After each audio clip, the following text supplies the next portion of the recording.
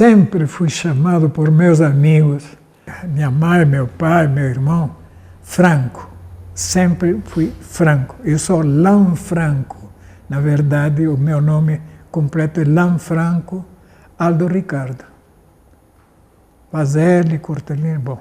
Mas a verdade é Lanfranco. E no passaporte é Lanfranco Vazelli só. Bom, estava na praia em Montevideo com um amigo. Eu nunca tive coragem de cantar nenhuma mulher na rua, não tenho, nunca tive vontade. Só tive uma vez e depois te conto como. Aí o meu amigo, que era mais descarado que eu, mais cara de pau, tinha duas moças bonitas, estavam na praia tomando sol. E aí ele foi falar com elas. E eu vou apresentar um amigo meu. Aí, Franco, vem cá. E aí ele se encantou com uma, eu me encantei com outra.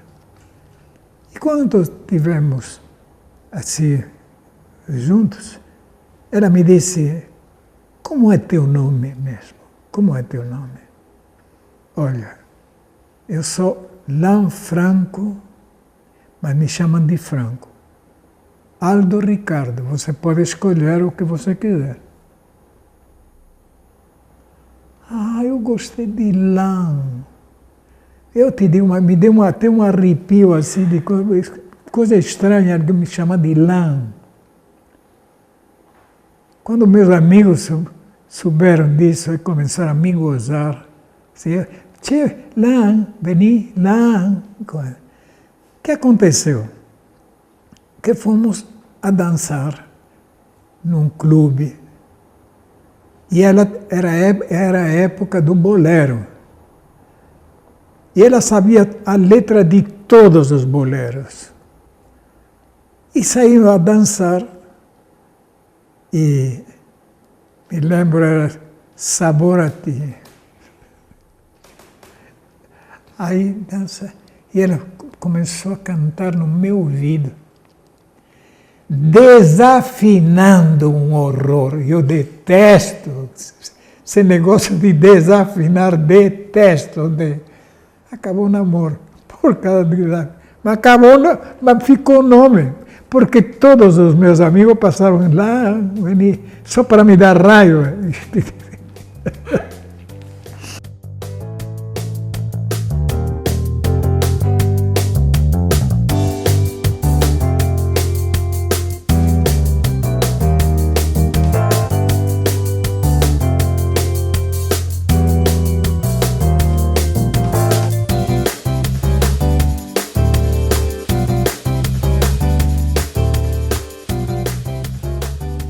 A minha infância é breve, vou dizer, irmão. Teve dois pais maravilhosos, pai e mãe.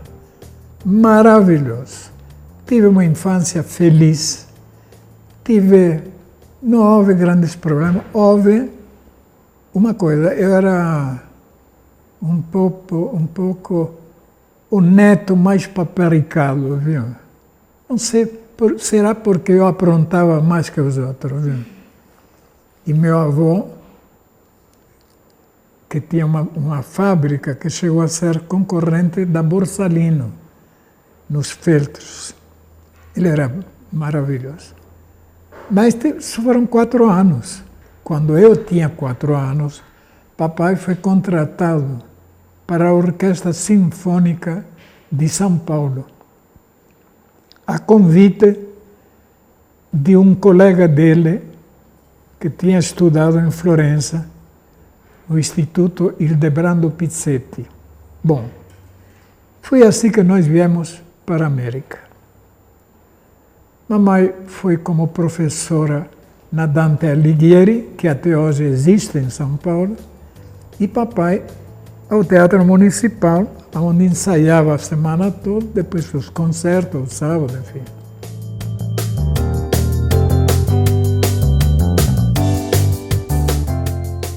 E eu, com 4 anos, ficava com meu irmão aos cuidados de uma moça mulata, que se chama, o apelido dela era Zezé. Eu tinha um carinho tão grande por Zezé, que eu digo brincando, foi a primeira mulata da minha vida. A última, a Olívia, mas a primeira mulata da minha vida foi a Zezé. Eu com 4 anos de idade, mas por quê? Pelo carinho que era. Quando eu, depois, passando os anos, me mostraram a imagem do que representa a Mãe Preta, era a própria, entendeu? Era de um carinho, me defendia sempre. Qualquer coisa que eu fizesse, meio safado que sempre fui, ela me defendia. Mamãe ia me dar bronca, me dizia, não, dona Irma, não. O Franquino, porque em casa me chamavam de Franco. E Franquino é o diminutivo, coisa assim. Não tem nada disso. Quem derrubou o cigarro fui eu passando, assim. Era assumir as culpas. Era o amor. E aí que tive a primeira e grande lição da minha vida. Quando hoje, aos 90 anos, escuto falar em preconceito racial, e me dá até repugnância de um camarada que tem preconceito. Aprendi. Por quê? Porque eu era branco, loiro, de olhos azuis, e meu contato com meus meninos negros e demais. O primeiro contato com uma pessoa de cor foi a Zezé, que eu adorava. A partir daí, nunca aceitei qualquer tipo de preconceito.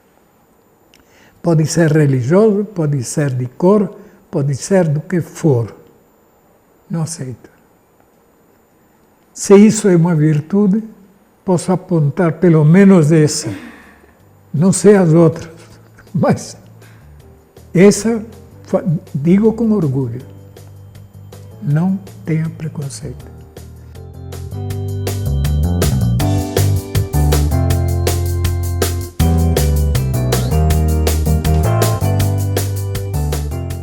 A minha relação do desenho vem de criança, acho.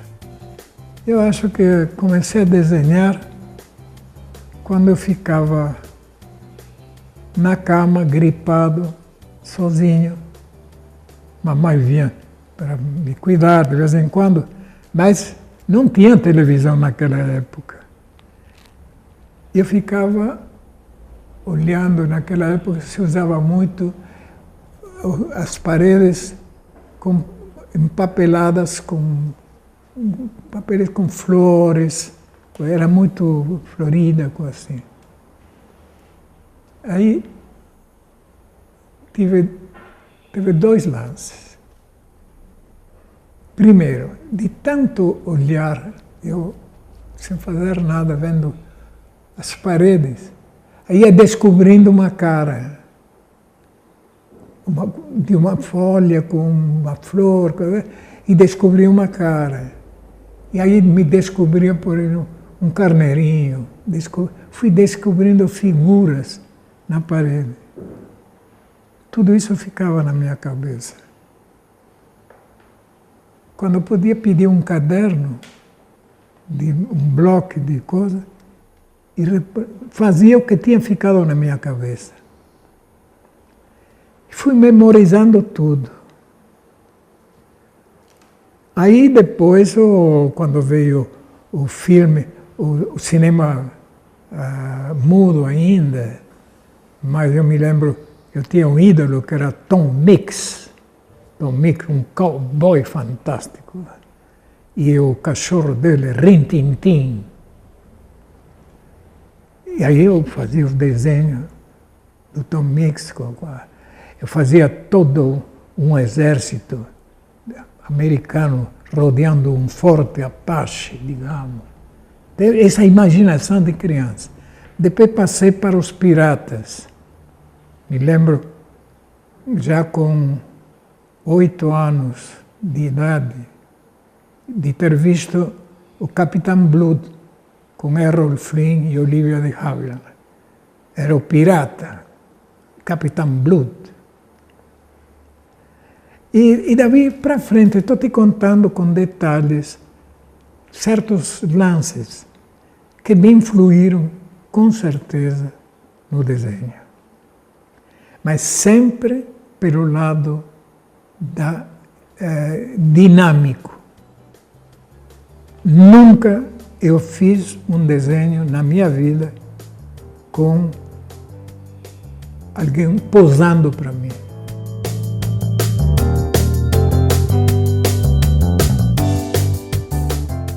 Em 1933, naqueles rádios da época, tipo Capelinha, entendeu? Eu com meu pai estávamos ouvindo a luta de boxe, que era pelo campeonato mundial dos pesados. E disputava Joe Louis, campeão dos Estados Unidos, negro, e Max Mellin, campeão alemão, branco. Que coisa. Escutamos, e eu fiquei torcendo, por quê? Por Joe Louis, negro. E meu pai estava calado durante todo, e o Joe Louis ganhou. Aí ele me disse, parabéns, você ganhou. Mas você esqueceu um pequeno detalhe, que você é branco. E Joe Louis é negro. E eu falei com o papai, digo, e daí? Eu gosto justamente porque ele é negro. Sabe o que falou meu pai? Disse, eu torci por Max Mellin porque é branco, mas não tem nada a ver isso. Eu te dou os parabéns, por quê? Porque eu quero que você consiga sempre manter a sua opinião. Eu não vou mudar porque você está certo. Você está certo. Continua assim. Esse era meu pai. Eu recebi do meu pai só um bofetão na vida.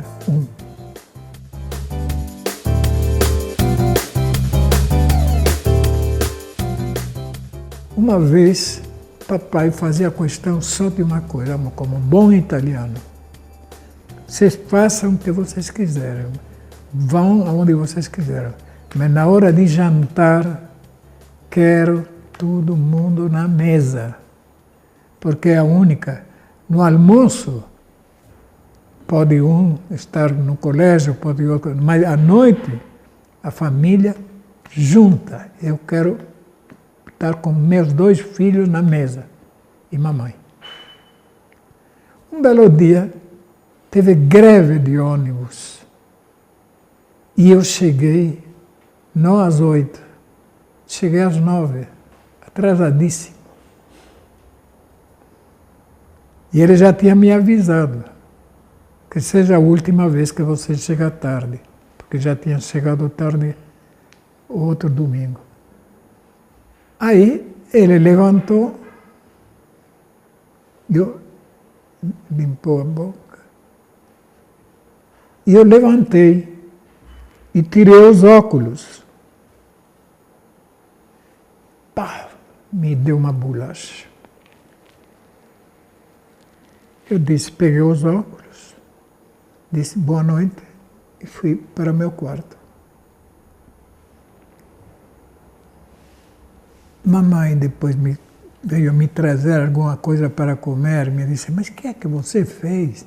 Você levantou de uma forma que parecia desafiando o seu pai. Eu desafiando o pai? Não, eu tirei os óculos porque a raiva dele ia ser dobrada, ia ter que comprar outros óculos para mim. Então, só por causa disso que eu tirei os óculos. Aí no dia seguinte, Os quartos estavam no andar de cima. Papai estava sentado na escada, no primeiro degrau, e me disse: Frank, me desculpa. Eu não sabia que tinha greve de ônibus. Esse era meu pai, capaz de pedir desculpa a um filho por ter errado ele. Eu estou dizendo pequenos detalhes da minha vida, de coisas assim, para você ver o lã do outro lado. Não é o lã do desenho sempre. Claro que os desenhos vão aparecer, como foi o caso do Corvo, que até hoje acho o pior desenho que fiz na minha vida, mas foi o que me projetou mais na charge política. É a vida.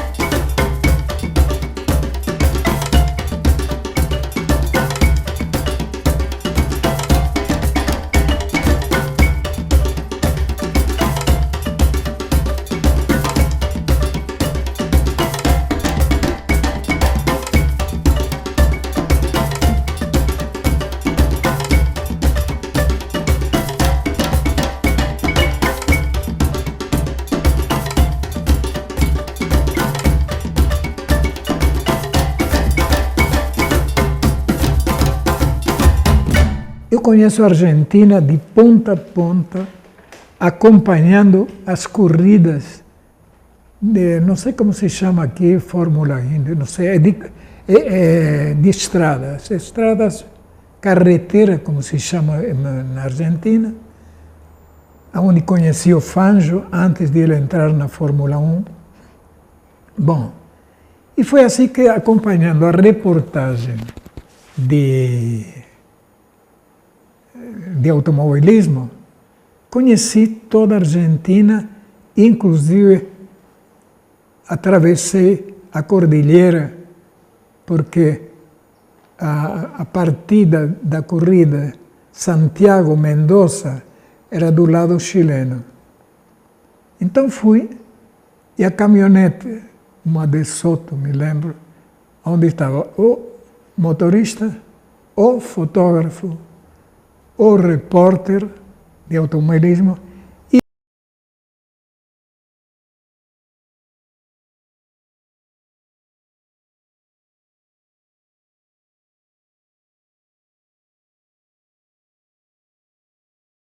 eu, que tenho, se eu subir em 2 degraus eu caio,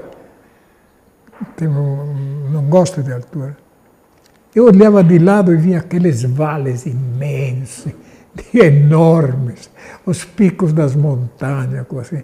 Até que chegamos à fronteira com Chile, que fica, como te digo, a 3.000 metros de altura, 3.500. Um frio, já estava escuro, mas um frio que só vendo. Aí entramos na gendarmeria, não? Era onde está o gendarme lá. Uma espécie de alfândega, né? Pequena, coisa. Aí, o que é que tinha na parede? Mais uns 10, 15 desenhos meus recortados da revista Mundo Deportivo. E os meus companheiros eram também de Mundo Deportivo. Aí, o repórter, só de sacanagem, só de brincadeira, pegou o gendarme, que era um meio índio, tipo cabecita negra, como se chama na Argentina. Disse: mas o senhor não pode fazer isso. Disse: por aqui passam turistas, passam gente, chilenos que passam, e você bota essa porcaria na parede. Para que falou isso? Ah, quer dizer que isso que eu boto na parede é porcaria? Então, o senhor e seus companheiros vão dormir do lado de fora. Mas aqui não entra. Pô, lá fora estava abaixo de 0 a temperatura. Aí o camarada, já me lembro, se chamava Miguel Ángel Merlo, disse, não, peraí, você gosta muito do seu desenho? É ele que faz, esse que é o Lã. Não lo creio. Como não creio? Só se ele fizer a minha caricatura. Meu amor, eu tive que passar a noite desenhando ele, a mulher dele, os filhos dele e os outros, todo mundo dormindo. E eu passei a minha primeira noite desse jeito. São casos que acontecem na tua vida, mas que te marcam. É claro que ficam marcados.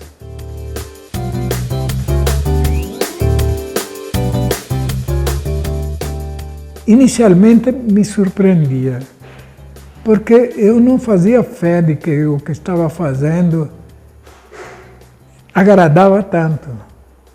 Mas eu sempre fui fã de futebol, sempre frequentei. E lá no Uruguai, eu era torcedor do Nacional de Montevideo. Sabe por causa de quê? Porque a primeira vez que fui no Estádio Centenário, estava o clássico Nacional e Peñarol. E no Nacional estava estreando o grande Domingos da Guia, mulatão, que foi um dos maiores zagueiros que vi na minha vida. Aí comecei a fazer de brincadeira desenhos. Eu, graças a Deus, tenho uma memória visual, quando tinha vista, enorme. Eu vejo, por exemplo, você, do jeito que está sentada. Essa imagem já está no arquivo. Se eu enxergasse seu rosto, que não enxergo daqui, não vejo nenhum traço, eu faria o seu desenho nessa pose, exatamente. Porque o meu desenho, na verdade, é dinâmico, nunca foi parado.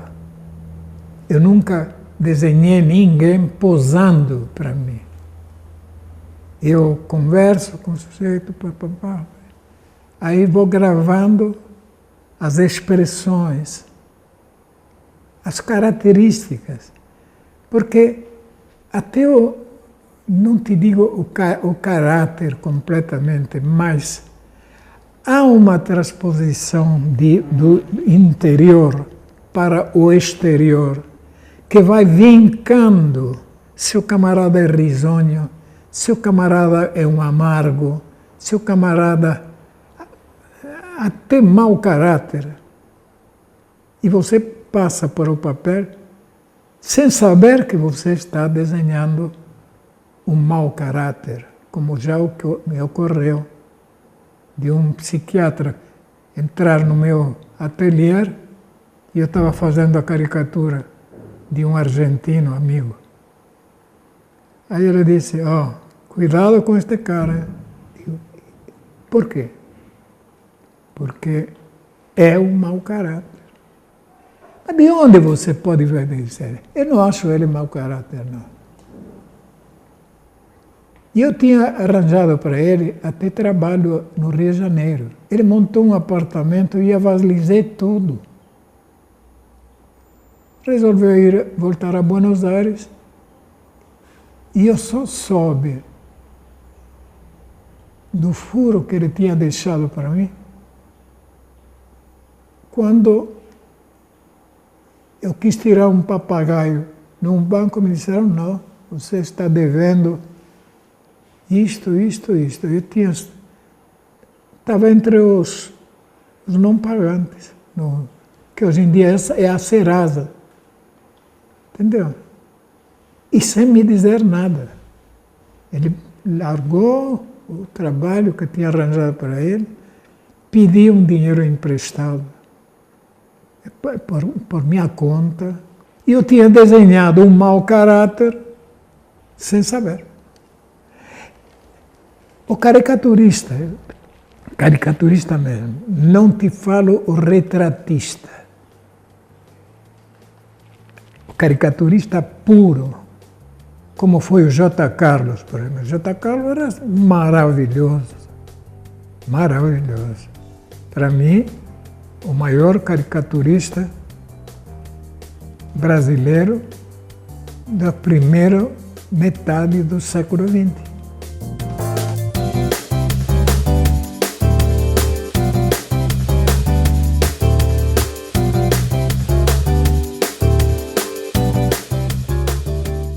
Estão começando a fazer um filme sobre a minha vida, porque a minha vida se divide também em 6 cidades diferentes. Entre Paris, Roma, o resto da Itália, Montevideo, Uruguai, importantíssimo, Buenos Aires, super importante, é onde trabalhei na editora da Eva Peron. E como disse antes, foi ela que me incentivou a desenhar mulheres, que me mandava o nome delas, atrizes de teatro, atrizes do show business, enfim. E é onde conheci. Olha, se eu voltasse, eu quero ser jornalista outra vez. Você, trabalhando num jornal, na porta de entrada e de saída, sai o mundo inteiro, em matéria de notícias, do que acontece. E você automaticamente fica informado de tudo que está. É gostoso isso. O jornal, que para mim, o jornal de hoje, que vejo como é fantástico, o jornalismo investigativo. Incomoda muito.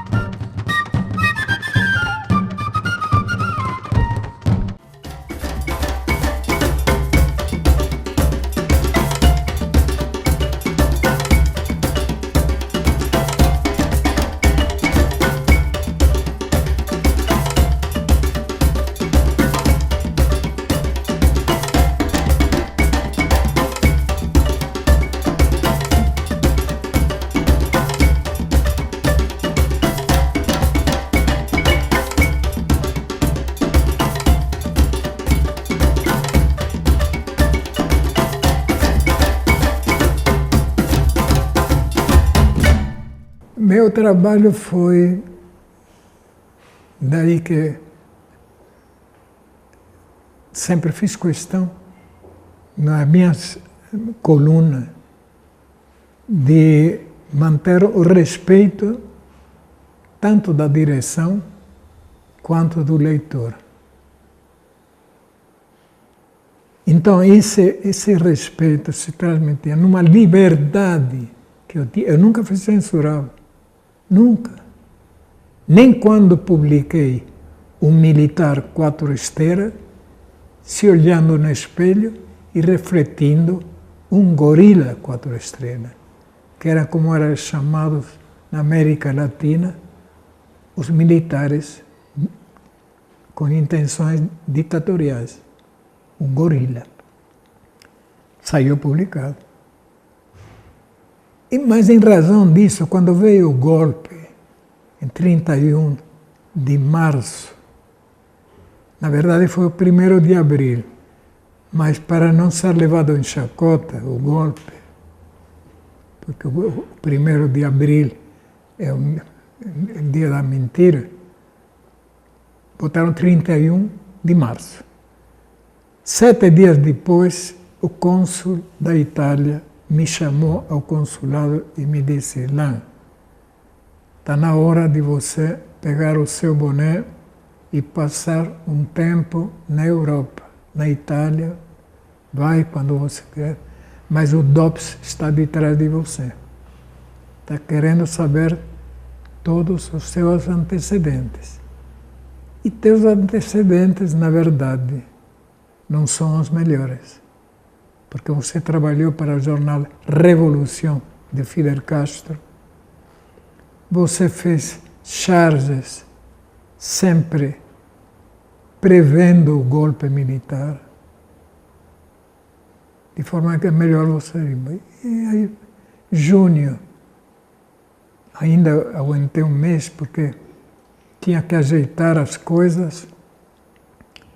Olívia, que era uma das 3 famosíssimas irmãs Marinho, estavam em Paris com um show do Carlos Machado, aliás, do Medina. E eu fiquei sozinho, esperando ela. Tínhamos casado fazia pouco tempo. E chegou, e em junho fui para a Itália. Fiquei 2 anos e depois fui para Paris, onde fiquei 1 ano. Quando tive o sinal verde de poder voltar, foi a maior alegria que tive, porque a minha paixonite pelo Rio de Janeiro dura até hoje.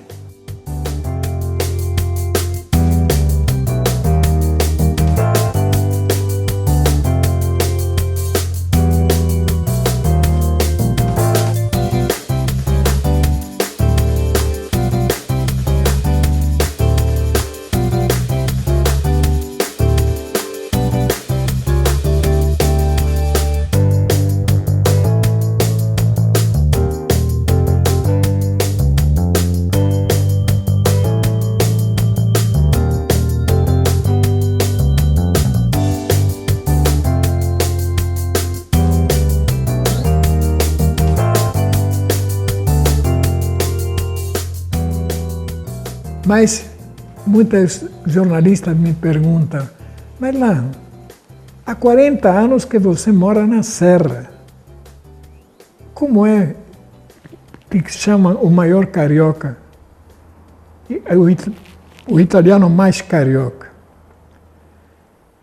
Primeiro, pelo amor que tenho ao Rio de Janeiro até hoje. É uma cidade que hoje em dia frequento pouco, por uma razão só, por causa da violência. Eu não aceito que o Rio de Janeiro, que é uma cidade feita para namorar, é uma cidade do amor, não é uma cidade de violência. Vê o desenho de sábado, onde as pessoas na linha vermelha têm que andar de trás do murinho, porque senão pegam uma bala perdida. Frente ao Alemão, frente à favela da Maré, enfim, não dá.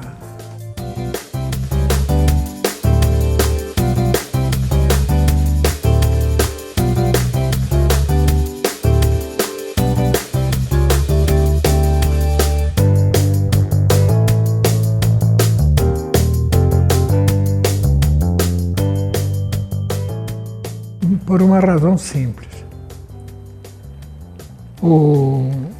Eu queria comprar o apartamento onde estava morando no Leblon, que era na Delfim Moreira, na esquina da João Lira, onde hoje em dia tem o Hotel Marina. Mas compraram justamente e derrubaram o prédio maravilhoso, arquitetura antiga, onde eu morava. Eu queria comprar esse apartamento. Então, já nessa altura, eu tinha ateliê na lagoa, e Olívia me disse, não, você não precisa mais de frequentar a redação, você manda o desenho. Então vamos procurar. E foi assim que subimos a serra até encontrar este sítio, que era uma desgraça, meu Deus do céu. Se você tivesse visto, Olívia, quando viu a casa como era, disse, não dá. Mas lembrança dos meus tempos de arquitetura, tem princípios da coisa. Digo, mas dá para fazer uma reforma. A casa, por exemplo, era daí onde está esse arco. O lado onde está a lareira e essa parte desse escritório era varanda. E descia por aqui. A entrada era por aqui. Fizemos uma reforma enorme e ampliamos dentro da lei. Enquanto dentro da lei nós ampliamos onde tinha, por exemplo, essas colunas lá de fora. Nós aproveitamos e fizemos um varandão. Enfim, como te digo, veio, mas também por uma razão de saúde, porque eu sofria muito de úlcera duodenal. E então é verdade de que nós viemos para aqui em 1974, em janeiro de 74. Um mês depois tiveram que me internar, me levaram direto para o Rio de Janeiro e meu médico me levou para o Hospital de Ipanema. E aí fui operado de úlcera duodenal, porque tinha tido uma hemorragia brava. Ainda levei uma bronca do meu doutor, porque disse, você entrou clinicamente morto. Você nunca poderia ter feito isso, de ficar com hemorragia 3 dias. Eu sem avisar nada a Olívia. Entendeu? E aí, fiquei 6 meses obedecendo a nutricionista, tudo isso que tinha. Até hoje, dou graças a Deus de ter feito a coisa. Até hoje, estou com 90. Naquela época, que tinha quanto? Eu estou aqui há 45 anos, quase 50 anos que estou aqui. É o lugar onde mais estive na vida. Estive mais que em Montevideo, mais que em Buenos Aires, mais que na Itália, mais que... E adoro.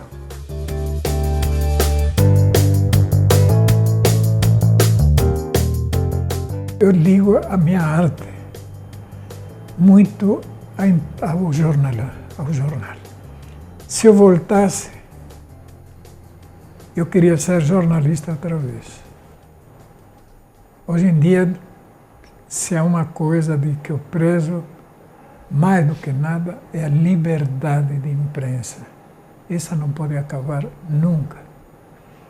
E hoje em dia, com tudo esses escândalos que estão acontecendo, mas o jornalismo investigativo está dando banho, mas banho de competência. Banho. Toda essa podridão é graças à imprensa. Graças à imprensa que está se levantando tudo com o Lava Jato, que na verdade não é jato de creolina, na verdade, porque está desinfetando tudo.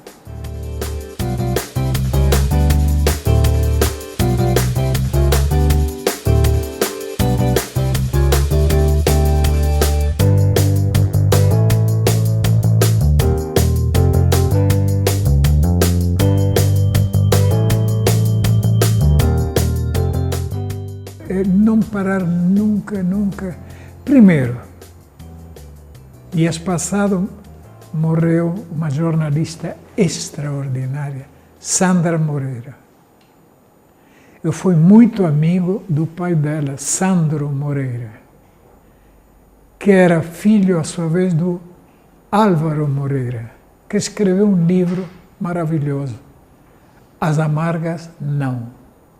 Então, eu jamais penso nas coisas amargas que todos tivemos em algum momento na vida. Eu só penso do lado positivo. Eu acho a vida linda e preciso saber vivê-la.